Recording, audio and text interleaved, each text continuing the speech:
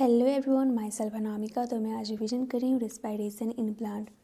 सभी living organism को need होता है एनर्जी का for daily life activities like absorption, transport, movement, reproduction और इवन ब्रीथिंग। ब्रीथिंग का जो प्रोसेस होता है वो वेरी मच कनेक्टेड होता है, जिस प्रोसेस से फूड से एनर्जी रिलीज होता है।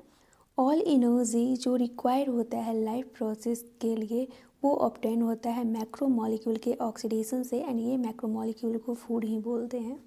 ग्रीन प्लांट एंड साइनोबैक्टीरिया ये अपना फूड खुद से प्रिपेयर कर लेते हैं फोटोसिंथेसिस के हेल्प से। फोटोसिंथेसिस के प्रोसेस में प्लांट क्या करता है, लाइट एनर्जी को ट्रैप कर लेता है एंड इसको कन्वर्ट कर देता है केमिकल एनर्जी में, एंड ये स्टोरेज रहता है बॉन्ड के फॉर्म में कार्बोहाइड्रेट में like glucose, sucrose and starch. Glucose तो बनता ही है, सुक्रोज मतलब कि ये जो रहता है ये ट्रांसफ़र होता है सुक्रोज के ही फॉर्म में प्लांट में, एंड स्टार्च जो रहता है ये स्टोर फॉर्म में रहता है।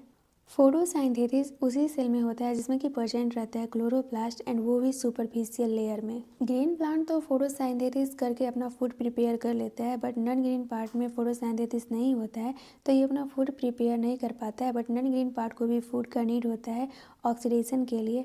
तो जो ग्रीन पार्ट फूड को बनाता है वो ट्रांसफ़र कर देता है पूरा नॉन ग्रीन पार्ट में। सेब्रोफाइट में जैसे कि फंगी वगैरह रहता है तो ये डिपेंड रहता है फूड के लिए डीड एंड डिकेइंग मैटर पे। यहाँ पर दिया गया है जितना भी फूड का रिस्पायरेशन होता है फुल लाइफ प्रोसेस ये आता है फोटोसिंथेसिस से। यहाँ पर एक्सप्लेन किया गया है सेलुलर रिस्पायरेशन को। जब फूड का ब्रेकडाउन होता है सेल के अंदर तो रिलीज होता है एनर्जी, एंड इस एनर्जी को ट्रैप कर लिया जाता है एटीपी के सिंथेसिस के लिए। जब कॉम्प्लेक्स मॉलिक्यूल का ब्रेकडाउन होता है तो उसमें से एनर्जी रिलीज होता है। जब ये प्रोसेस साइटोप्लाज्म एंड माइटोकॉन्ड्रिया दोनों में हो तो ये ओनली यूकार्योट्स में ही होगा। जब कॉम्प्लेक्स मॉलिक्यूल का सीसी बॉन्ड ब्रेक होता है ऑक्सीडेशन के द्वारा सेल के अंदर, तब इसमें से रिलीज होता है एनर्जी, एंड इस प्रोसेस को रिस्पायरेशन बोलते हैं।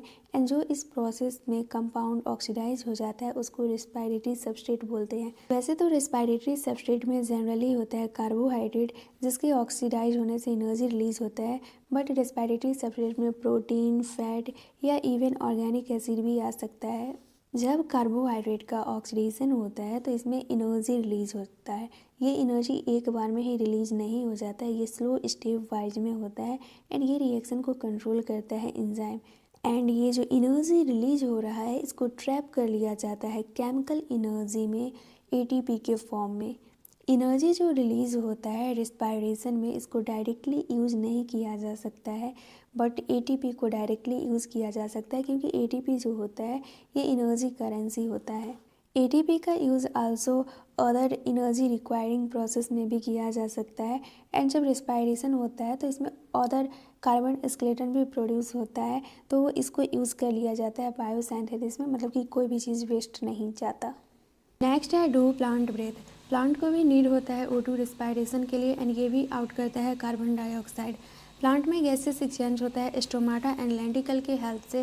प्लांट के पास बहुत सारा ऐसा रीजन है कि उसके पास स्पेशल रिस्पायरेटरी ऑर्गन प्रेजेंट नहीं है। पहला रीज़न दिया गया है कि प्लांट का जो एवरी पार्ट है वो अपना टेक केयर खुद कर सकता है। एग्जाम्पल में लीफ दिया गया है, लीफ में 10 रीज़न दिया गया है कि प्लांट के पास वैसा कोई ग्रेट डिमांड नहीं है गैसेस एक्सचेंज के लिए।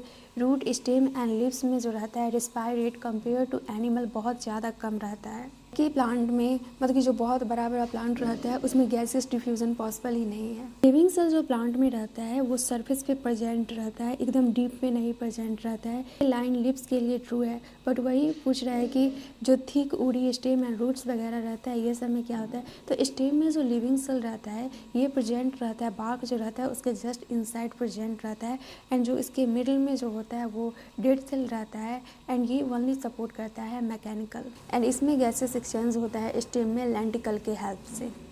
एंड वैसे भी प्लांट का मोस्ट पार्ट जो रहता है वो एयर के कांटेक्ट में ही रहता है। एंड लास्ट रीज़न दिया गया है कि लीव्स, स्टेम एंड रूट्स में पैरेन्काइमा सेल का जो पैकिंग होता है वो लूज होता है, इससे आसानी से गैसेस एक्सचेंज हो जाता है। यहाँ पर कंप्लीट कंबसन दिया गया है ग्लूकोज का, मतलब कि रेस्पायरेशन।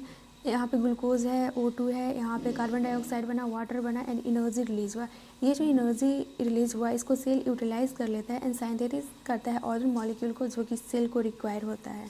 जब ग्लूकोज का कैटाबोलाइज होता है तो सारा एनर्जी एक बार में ही नहीं निकल जाता है, मतलब कि हीट के फॉर्म में लॉस नहीं होता है, स्टेप वाइज में ब्रेकिंग होता है एंड एनर्जी जो उससे रिलीज होता है कुछ स्टेप में ज़्यादा रिलीज होता है तो कुछ स्टेप में कम रिलीज होता है।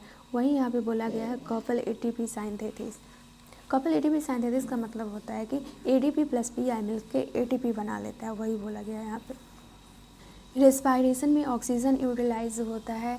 फर्स्ट सेल जो इस प्लेनेट पे आया था वो विदाउट ऑक्सीजन का भी रह सकता था, बट अभी भी वैसे कुछ लिविंग ऑर्गेनिज्म प्रेजेंट है जो कि विदाउट ऑक्सीजन का रह सकते हैं एनरोबिक कंडीशन में। फर्स्ट एग्जाम्पल दिया गया है फैक्यूलेटिव एंड सेकेंड दिया गया है ऑब्लिगेट। तो देखो फैक्यूलेटिव में आता है माइकोप्लाज्मा एंड ऑब्लिगेट में आता है आर्कीबैक्टीरिया। यहाँ पे ऑब्लिगेट के लिए दिया गया है कि इसको रिक्वायर ही होता है एनरोबिक कंडीशन। जितना भी लिविंग ऑर्गेनिज्म रहता है उसमें ऑक्सीजन प्रेजेंट हो या नहीं हो वो ग्लूकोज को पार्शियली ऑक्सीडाइज कर सकता है पायरुविक एसिड में। इस प्रोसेस को ग्लाइकोलाइसिस बोलते हैं एंड ये साइटोप्लाज्म में होता है।